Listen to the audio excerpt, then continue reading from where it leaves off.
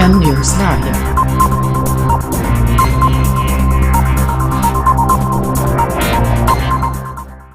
नमस्कार, मैं हूं कशिश प्रिया। आप देख रहे हैं एन न्यूज लाइव। वाथ गांव में भगवत कथा लेकर के आज गैवीनाथ धाम से निकली गई भव्य शोभा यात्रा। जमीन विवाद को लेकर 8 वर्ष के बच्चे को अधमरा करके बहियार में फेंका। कहलगांव गंगा नदी के 200 यात्रियों से भरी जहाज हुई खराब। बीच नदी में यात्रियों की जान भगवान भरोसे। भागलपुर डीएम ने जानवी चौक से इस्माइलपुर तक बनने वाली तटबंध का किया गया निरीक्षण। अमरपुर के पंसाला गांव में 501 महिलाओं ने निकाली भव्य कलश शोभा यात्रा। शहर में साफ सफाई, नाला उड़ाई एवं पेयजल को लेकर नगर आयुक्त ने किया गया निरीक्षण और बैठक। खबरें अब विस्तार से।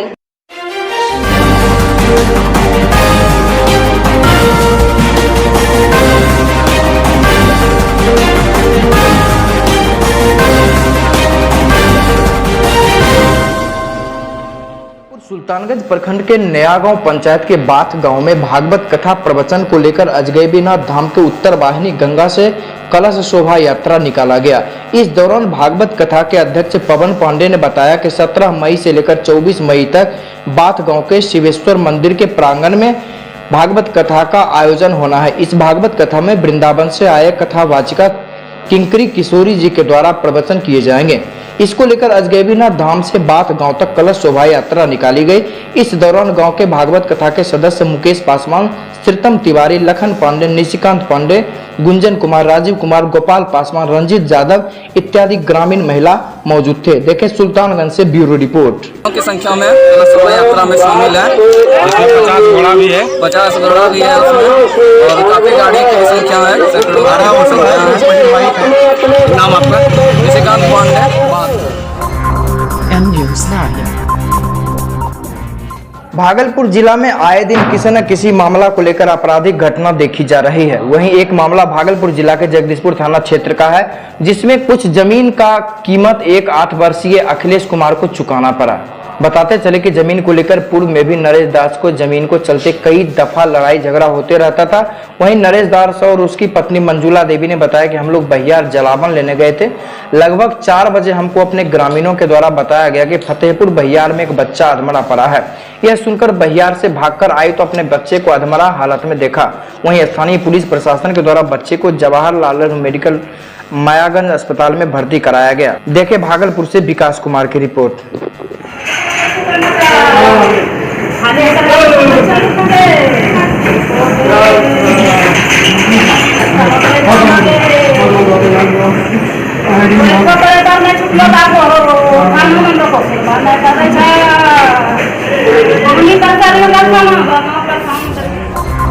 M News Live। पिछले दिनों मनिहारी में हुए जहाज हादसे के बाद फिर एक बार भागलपुर के तिनटंगा कहलगांव के गंगा नदी के बीच जहाज हादसा होने से बाल बाल बच गया। जहाज पर सवार यात्रियों द्वारा भागलपुर के जिलाधिकारी सुब्रत कुमार सेन को इसकी सूचना दिए जाने के बाद प्रशासन हरकत में आई और स्थानीय प्रशासन द्वारा बड़ी 2 नाव भेजकर जहाज पर फंसे यात्रियों को रेस्क्यू कर निकाला गया। घटना के संबंध में जानकारी के अनुसार भागलपुर के तिनटंगा कहलगांव फेरी के तहत चलने वाला जहाज दोपहर के 2:15 बजे लगभग 200 यात्रियों के अलावा लगभग 25 की संख्या में मोटरसाइकिल को लादकर कहलगांव घाट से तिनटंगा घाट के लिए चली। इस दौरान जैसे ही यात्रियों से भरी जहाज बीच नदी में पहुंची तो अत्यधिक भार के कारण जहाज का इंजन फेल कर गया। जहाज का इंजन फेल होते ही हवा के तेज झोंके के कारण जहाज अनियंत्रित होकर डगमगाने लगा। इस बीच लोगों के बीच अफरा तफरी का माहौल हो गया।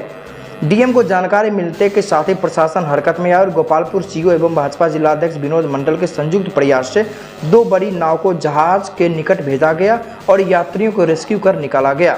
देखें कहलगांव से यात्री के साथ कोई अनहोनी घटना हो सकती। मेरा नाम संतोष कुमार झा है।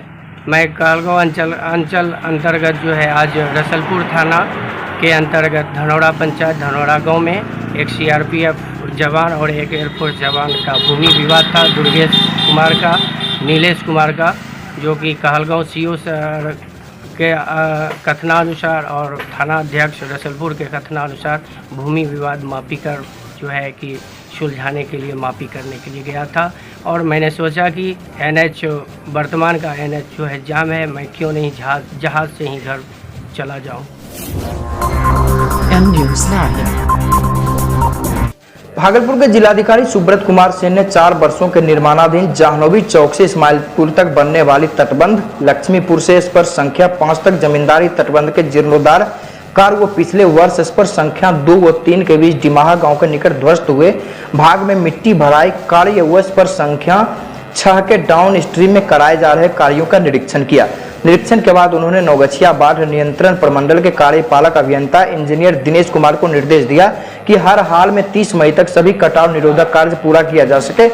उन्होंने कहा कि कार्य गुणवत्तापूर्ण हो यह ध्यान रहे। कार्यपालक अभियंता ने डीएम को बताया कि नदी की विपरीत दिशा में मिट्टी कटिंग व बंडलिंग का कार्य भी करवाया जा रहा है। नौगछिया से अजीत कुमार की report. N News Live. Amarpur के पंसल्ला गांव में नवनिर्मित राधा कृष्ण मंदिर के प्रतिमा स्थापना और श्रीमद् भागवत कथा सप्ताह महापुराण यज्ञ कलश शोभा यात्रा के साथ शुरू किया गया। वृंदावन से पधारे कथावाचक पंडित कैलाश चंद्र शर्मा के कुशल अगुवाई में वैदिक मंत्रों के साथ कलश शोभा यात्रा निकाली गई। कलश शोभा यात्रा में राम दरबार के साथ साथ अन्य देवी देवताओं की आकर्षक झांकी प्रस्तुत की गई। बताते चले कि रासलीला महोत्सव 16 मई से 22 मई तक आयोजित होगा। अनुष्ठान में समाजसेवी रामबालक संजय मंडल, पैक्स अध्यक्ष संजय मंडल, मुखिया चिरंजीवी कुमार सहित अन्य आयोजक मंडल शामिल थे।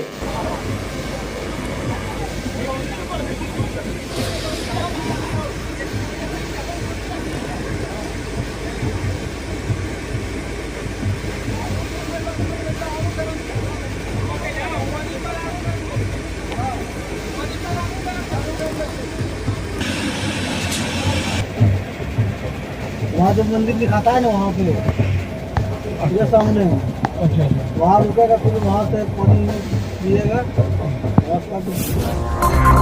N News Live. शहर में नव पदस्थापित नगर आयुक्त डॉक्टर योगेश कुमार सागर 2 दिनों से शहर का निरीक्षण लगातार कर रहे हैं। इस दरमियान कई जगह कचरा एवं कई जगह नालों के जमाव को लेकर उन्होंने देखा। साथ ही बरारी वाटर वर्क से पहुंचकर पानी की जर्जर स्थिति को भी देखा। भागलपुर की बद से बदतर स्थिति को देखकर उन्होंने एक समीक्षात्मक बैठक की और कई कार्य बिंदुओं पर अधिकारियों के साथ चर्चा हुआ। मीडिया से बात करते हुए नव पदस्थापित नगर आयुक्त डॉक्टर योगेश कुमार सागर ने कहा कि भागलपुर शहर के हर चौक चौराहे से कचरे को साफ किया जाएगा।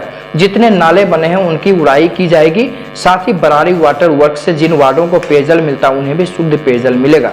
नगर आयुक्त ने मीडिया से बात करते हुए यह भी कहा कि शहर के छोटे बड़े सभी नालों की सफाई की जाएगी, जिससे कि बारिश के मौसम में जल जमाव का माहौल न बने, लोगों को आने जाने में किसी तरह की परेशानी न हो। साथ ही कचरे के डंपिंग की भी जगह सुनिश्चित की जाएगी एवं बरारी वाटर वर्क से मिलने वाले पेयजल को लोगों तक उपलब्ध कराने को लेकर भी विशेष पहल की गई है। लोगों को तब तक साफ पानी और स्वच्छ पेयजल मिल पाएगा।